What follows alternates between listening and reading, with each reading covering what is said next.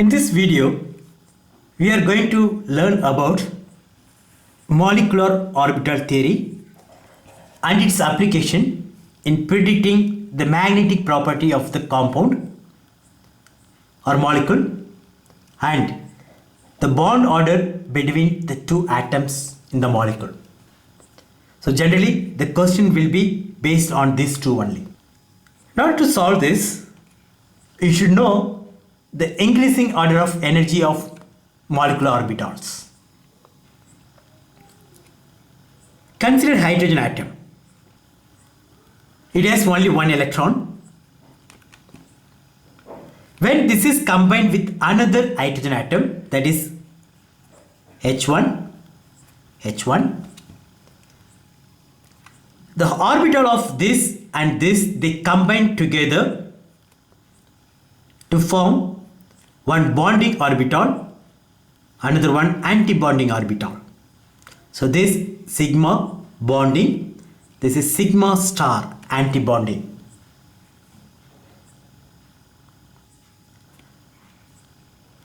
Compared to the energy of sigma bonding, the sigma star, that is anti-bonding energy, is somewhat high.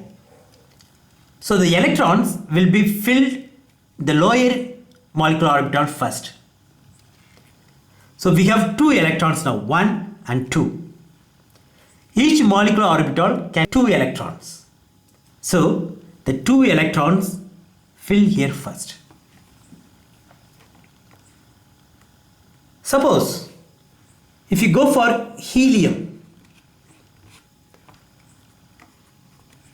the number of electrons in helium is 2, that is 1s2. Here again there is helium atom with 2 electrons, another helium atom with 2 more electrons. The 1s orbital of this helium and this helium combine to form 2 sigma and sigma anti-bonding orbitals, similar to this, but the number of electrons, it is different. So we have 4 electrons now. I place 2 here and another 2 here. So this one we are going to apply for other molecule also. So it is basically very simple concept. You are expected to know this in BSc level itself. The only thing you have to remember is, from hydrogen to nitrogen and oxygen to fluorine, we follow 2 different energy level. So that only you have to remember.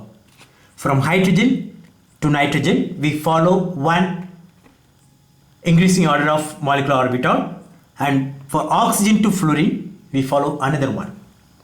So I give the order here.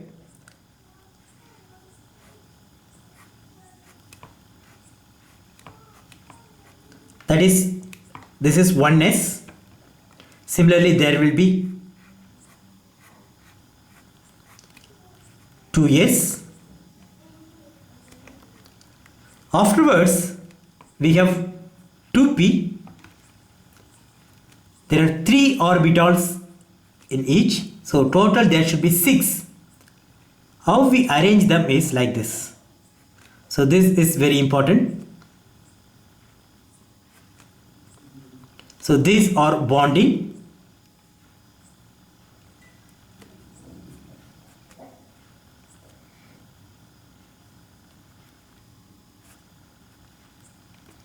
These are anti-bonding.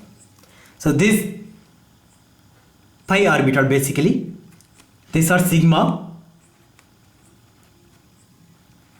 but these are pi orbital, and this sigma orbital, again they are pi but anti-bonding, and this is sigma anti-bonding.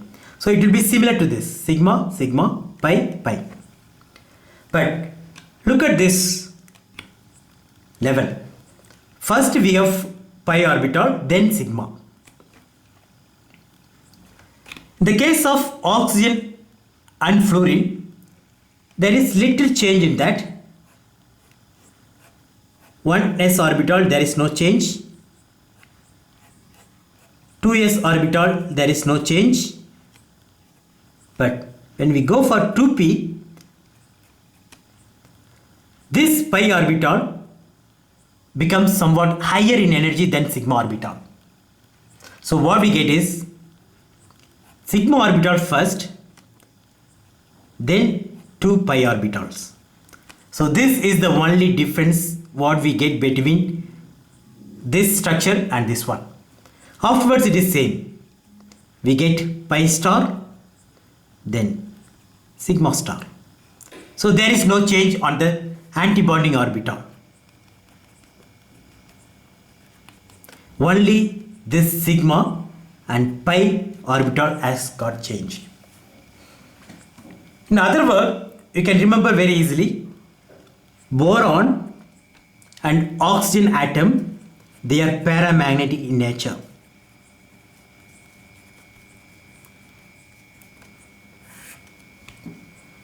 That means when you arrange the electrons in the molecular orbital, there should be unpaired electron. Let us try the case of boron. So since it is between hydrogen to nitrogen, I go for this. Boron 1s2, 2s2, 2p1. So totally there will be 10 electrons. This is from one boron atom. Similarly, there will be one more boron atom. Totally there will be 10 electrons. I place the 10 electrons here. 2 in this, 2 more here, 2 here, 2 in the antibonding. So total 8. And this pi orbital, they are degenerate. They have same energy. So according to Hund's rule, first they fill singly, then only it will undergo pairing. So I place like this, 1, 1. It is not paired. There is one electron in this pi orbital, one more electron in this pi. So it is unpaired electron. So because of that, the molecule will be paramagnetic. I go for oxygen.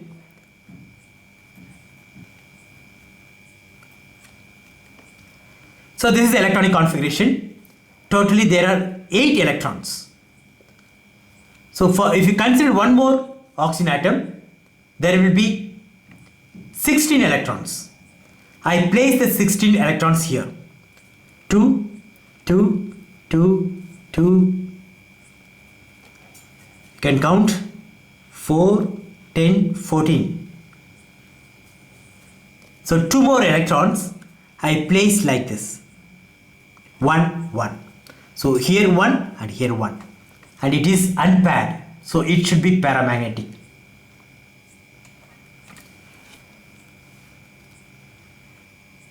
If you go for nitrogen, so you have to consider this. The electronic configuration 1s2, 2s2, 2p3.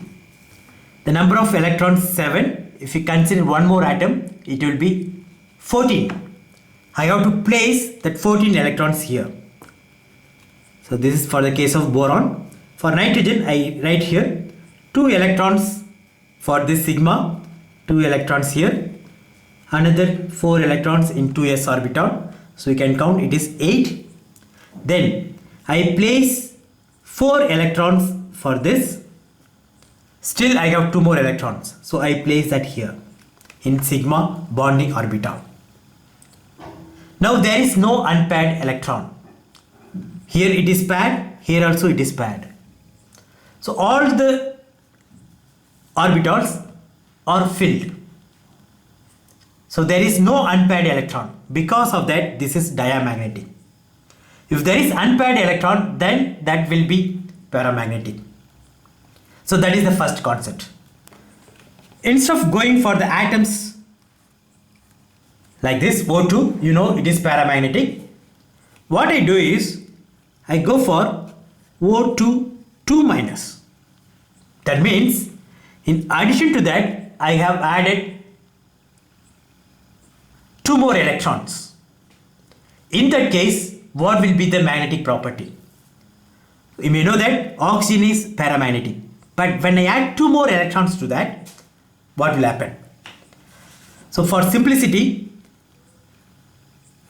I write only the 2p orbital. So totally there will be 18 electrons.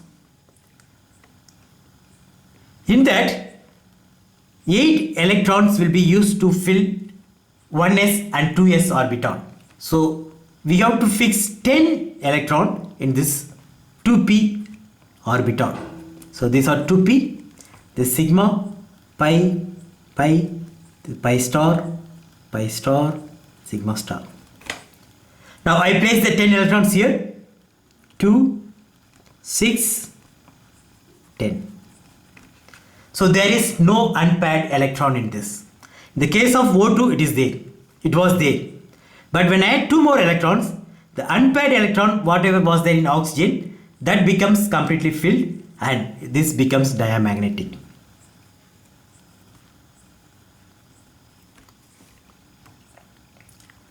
If you go for N2 minus,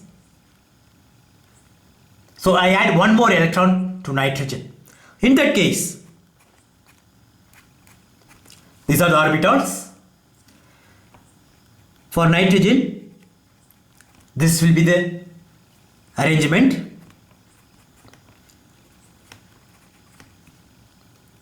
When I add 1 more electron, that will go here, that is pi anti-bonding. Now we have 1 unpaired electron, so this will be paramagnetic.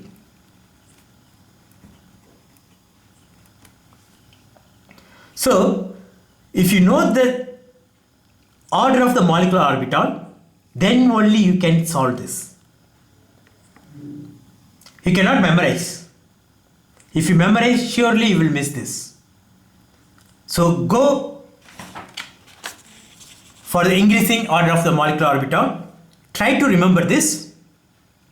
The change is only in this place, and try to arrange the electrons in the orbital and you will get that. The second one, it is bond order. It is very simple formula. What we do is we go for half of the difference between bonding electron minus anti-bonding electron.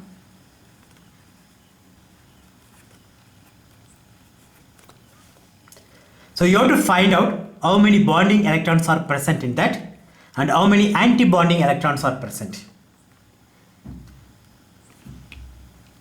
Let us consider helium atom. Already we have seen in helium there is only one s orbital and it is completely filled. There are 2 electrons in one s orbital, so totally 4 electrons. I have placed that in the sigma and sigma star. So there are 4 electrons sigma in sigma and sigma stars. Now I go for the formula. The number of bonding electron, it is 2. Anti-bonding electrons, it is 2. So what I get is 0. What does it mean is helium cannot form a bond with another helium atom. So He2 cannot exist. Like O2, N2, H2, halogen, Cl2, F2, like that, helium cannot exist like diatomic molecule. If you go for nitrogen,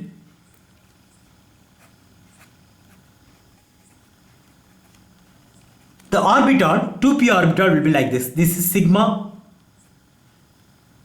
sorry, not like this,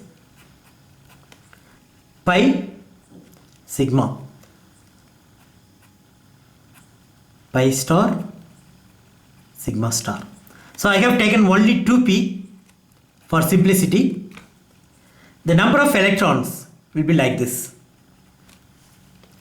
If you consider the 1s and 2s, the number of electrons in bonding orbital and anti-bonding orbital will be same. So that will be cancelled. You can go for directly for the 2p orbital. So I have taken only to the 2p orbital. Here, the number of bonding electron is 6. Anti-bonding electron, there is nothing. So what we get is 3. The bond order in nitrogen, it is 3. So that's why nitrogen atom we write like this. N, it is connected to another nitrogen atom by a triple bond. This is called bond order. It can be derived from this MO theory. Similarly, if you calculate for hydrogen, it should be 1. Halogen, it should be 1. Oxygen, it should be 2.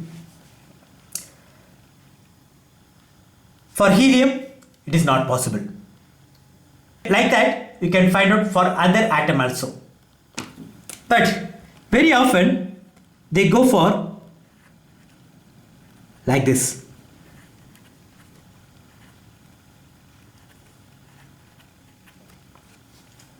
So what will be the bond order of this species?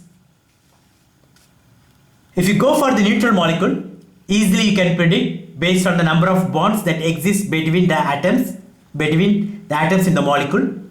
But when you go for species like this, it becomes somewhat tough. O2 2-, 2 electrons has been added to oxygen. In this, 1 electron has been added to oxygen. This is neutral molecule. In O2 plus, 1 electron has been removed from O2 molecule. That means I go for the molecular orbital. So this is sigma, pi, pi, pi star, and this is sigma star. In 2p, there are 4 electrons. There are 4 electrons here. So totally there are 8 electrons in neutral molecule. But when you go for O2 2-, there are 10 electrons. So you have to place 10 electrons in this. 2 here, 4 here, another 4 here. So number of bonding electron will be 6 and number of anti-bonding electron it will be 4. So what we get is 1/2 multiplied by 2 is 1. So the bond order will be only 1 for O2-. For O2 you know it is 2, but for O2 2-, it is 1. What about O2-? That means the number of electrons will be 9, not 10. Compared to this, it is less. So 9 electrons will be there. We have to place that here. So when we place, there will be 6 electrons in the bonding and 3 electrons will be in the anti-bonding. So here 6, here 2 and here 1. So what we get is 1.5. The bond order will be 1.5. When you go for O2, already you know the bond order is 2. What about O2 plus? We have removed 1 electron from this. Let's try that also. So totally there are only 7 electrons, not 8. From 8 we have removed 1 electron. So we have to place that here. So 6 in the bonding and only 1 in the anti-bonding. So what we get is 2.5. So the bond order is 2.5 for O2 plus and 2 for O2, 1.5 for O2 minus and 1 for O2. So you should be able to calculate the bond order even for oxidized or reduced species, not only for neutral molecule. For that, you should know the increasing order of molecular orbital